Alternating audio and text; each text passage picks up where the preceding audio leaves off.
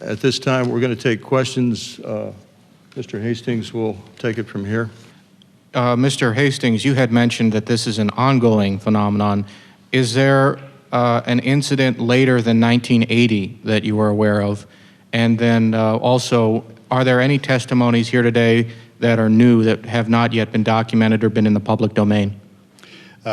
This is a cross-section of the witnesses who've come forward. The latest incident involving nuclear missiles was at Malmstrom Air Force Base in 2007. However, the person is still active duty Air Force. I'm not going to elaborate on that until that person is separated from the Air Force. Another incident occurred at the Nellis Air Force Base, Nevada, Area 2 weapons storage area. A series of incidents, the latest being in April of '03, in which there were unidentified aerial objects maneuvering near the weapons bunkers at that facility. More recently, civilian sighting reports in Orange County, California, at the Seal Beach Naval Weapons Station, a series of bunkers, again, containing nuclear weapons. There were local media reports of multiple sightings in March of '09 near this weapons storage facility. This is ongoing. This is the tip of the iceberg. We can only catch as catch can. I am of the opinion that for every incident that I'm aware of and for witnesses that we've got in hand, there could be 10, there could be 100, there could be many, many more incidents that I'll never know about because the people won't come forward. They'll wait years or decades to talk about what they know. And is anything that has been said here? I know I've heard the incident that Mr. Holt referred to. I've seen Mr. Salas. Is there anything here? The other people that you've heard here today, I reckon you have not heard about. The testimony of the majority of these people have not hit the national airwaves, so to speak, or the national media. There have been websites, I've written articles and so on, but the majority of these witnesses have not received national or international exposure. Spencer Ackerman with Wired. Mr. Hastings, could you elaborate on why you've speculated that the unidentified flying objects that all of you have described possessed the agenda of trying to tell us to turn away from our path of use of nuclear weapons? Are there other potential explanations that you've considered and found less plausible? Is there a possible offensive threat to the world from these UFOs? As I said in my introductory remarks, that's speculative on my part. However, given the available evidence, that is a plausible scenario. We can clearly say, based on radar data, which are empirical, not anecdotal, that these objects have been tracked since the early 1950s, if not earlier, traveling up to 7,000 miles per hour, making right-angle turns at high rates of speed, instantaneously hovering, reversing course.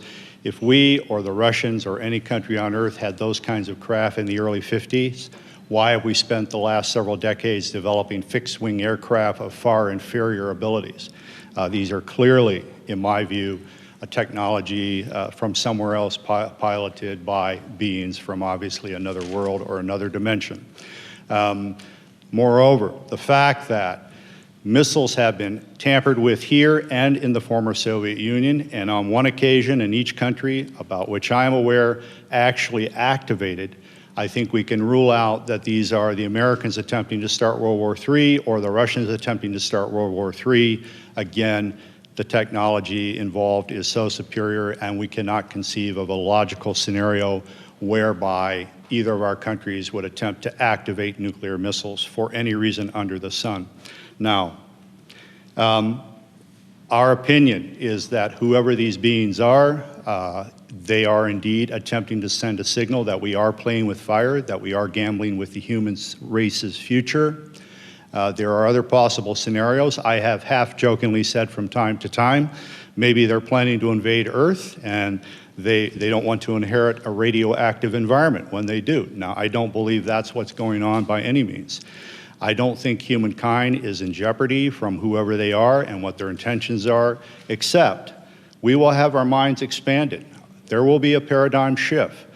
Traditional institutions such as religions, governments, other social institutions may indeed be threatened by what is coming.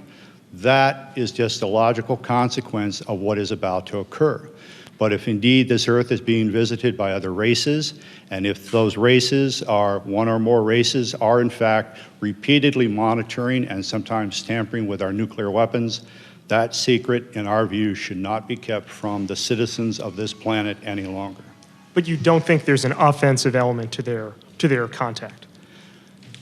I don't think there's any potential hostility, except, again, to closed-minded people. Sure. This is to the question of hostility. What you've heard up here, and especially in my case, they could have done a lot more damage, in permanent damage to our weapon systems, and they didn't. All of these weapons, in my case, were brought back up on alert. It took a day or so, but everything was fine. If they wanted to destroy them with all the powers they seem to have, I think they could have done that job. So I personally don't think this was a hostile intent. Hi, my name is John Kelly. I'm a columnist at the Washington Post. Colonel Halt, you mentioned that when you went out, you had a cassette recorder, a Geiger counter. You said a camera? Camera, 35 millimeter camera. First of all, did you take any photographs? And second, how does a cassette tape made by you, presumably for official purposes, end up at a cocktail party entertaining guests? Okay, two questions. Let me answer the first one. The disaster preparedness individual that I took along, Tech Sergeant Monroe Nevels, also worked for the base newspaper part-time. He was a professional photographer on the side, had a degree in photography. He took numerous pictures of the indentations, pictures of the broken branches. He tried to take pictures of the objects in the sky. He took the film back home, and it all came out fogged. Sergeant Pennison took his film to the photo lab and turned it in, and they told him it disappeared. I can't answer that. Did you personally have a camera that were taking pictures? I did not. I had the micro cassette recorder, so I took my tape recorder along. It was a little micro cassette one, it was little tiny ones. I still have it, by the way. I came back, and after the tape was played at 3rd Air Force, and I played it for Squadron Leader Moreland and several other people, Ted Conrad, my boss, said, "Make me a copy." So I made him a copy. He put it in a desk drawer, in his desk drawer. He moved on and was replaced. And the gentleman that replaced him thought it was hilarious to play the tape. I didn't know this at the time at cocktail parties. So he was playing a copy. A copy of that copy somehow or other got to a gentleman by the name of Harry Harris, a British barrister or a lawyer. Harry was an amateur ufologist. He and a guy by the name of Mike Sachs. I traced this down years later. And a couple of ladies named Brenda Butler, Dot Street, and Jenny Randalls, who were writing a book at that time, all got involved, and my tape got out into the public domain, a copy of my tape. What's on the internet now is probably a 5th, 6th, or 7th generation, but it's out there. And my final question, which does require somebody to speak, is, you've talked about how society and the mainstream media sort of are very dismissive of all this. Can one or two of you talk about sort of the personal journey you've come to in terms of,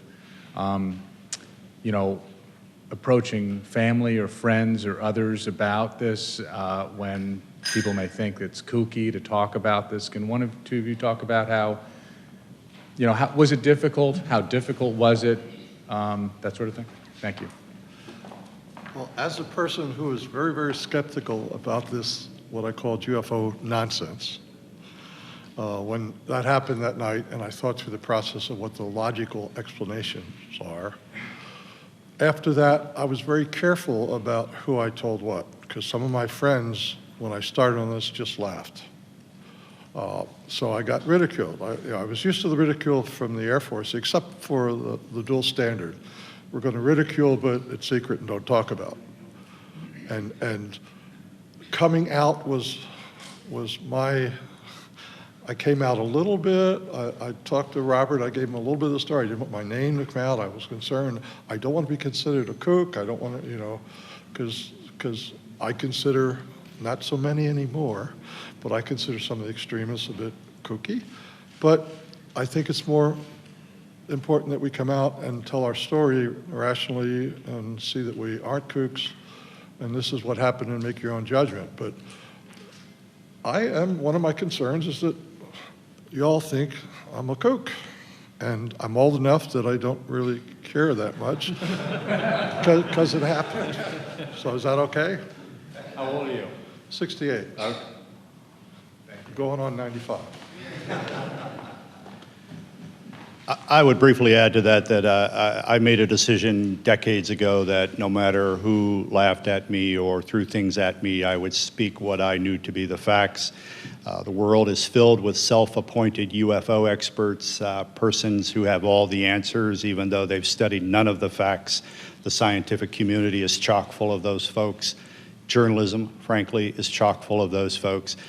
We're presenting credible witnesses for open minds, people who have an objective sense of their duty to inform the American public about the reality of the situation. We're providing you not only these witnesses, but many other witnesses who can testify as to the reality of all of this, and you may draw your own conclusions. The reason I came to the conclusion that this was a message simply, again, they could have done a lot more destruction, I think, to our weapon systems, and they didn't. It was simply shining a light on our nuclear weapons, and literally shining a light on nuclear facilities. This has happened all over the world. I can point to other instances where UFOs came over, shone a beam down on the weapons storage area where nukes were stored. To me, it's pretty clear. This is just, we're shining a light on this. We're pointing it out. What are you people doing with nuclear weapons? Towards Mr. Arneson, you mentioned someone over there trying to send us a message. I wonder what kind of a message. Do those aliens consider our Earth people have a threat to them, or they just try to defend, or they try to come here to occupy, take over Earth? What kind of a message do you think? If I knew that answer, I wouldn't be here. I really don't know. But they're trying to tell us something without a question. Whether it's don't go much further, get rid of the things, I don't have any idea. Are they from the extraterrestrial? Who knows? Are they from other dimensions? Who knows? Are they from underneath the earth? Who knows? Your guess is as good as mine, and I can't answer that question. The government are trying to conceal this information, the fact actually, for all those years. Do you think this will do good for the society's stability, or is it kind of prevent for some advance or further research? What would the potential changes be for society? Would this be good? Let me briefly summarize and say, in 1975, a former CIA official, Victor Marchetti, wrote a best-selling book called The CIA and Cult of Intelligence. The CIA took him to the Supreme Court to attempt block publication of that book. Ultimately, a redacted version of it was released. It was the first book in American history to be censored by the U.S. government. The same Victor Marchetti, in 1979, wrote an article for Second Look magazine. The title, I believe, was How the CIA Views the UFO Phenomenon. He said, among other things, this subject was so sensitive that you did not talk about it in the agency unless you had a need to. Nevertheless, there were rumors floating around at the highest levels of CIA about recovered crashed UFOs and the bodies of their crews. Thirdly, Victor Marchetti said, in his opinion, as an intelligence analyst with CIA for, I think, 11 years, he was of the opinion that no government on Earth will voluntarily release this information because it would jeopardize the status quo, i.e. their power. Even if there's no hostile intent or implication to the visitation of these beings, if indeed these are extraterrestrials, even if they're not meaning us any harm whatsoever, governments have nothing to gain and everything to lose by admitting the reality of this. And Victor Marchetti's opinion is that this will probably come out, by some action on the part of the phenomenon itself, which will leave no doubt in anyone's mind. But don't expect Washington or Moscow or any other government to volunteer the reality of all of this. Thank you. Do you think that this evidence of malfeasance ranks up there with not telling the public about alien or UFO intrusion at nuclear sites? Is there an equation there? I don't know about ranking, but it points out the dangers of nuclear weapons. The fact that these accidents have occurred, serious accidents with nuclear weapons, and it just points out how dangerous it is that we have them. I don't know how to compare that with the cover-up. I'd have done an analysis of the cover-up, and I'd be glad to give it to any of you guys that are interested. But I think it's related in the fact that the cover-up of the fact that UFOs did intercede with our nuclear weapons is extremely important. Thank you for coming. Again, all of us will be available for one-on-one interviews for some period of time. Thank you.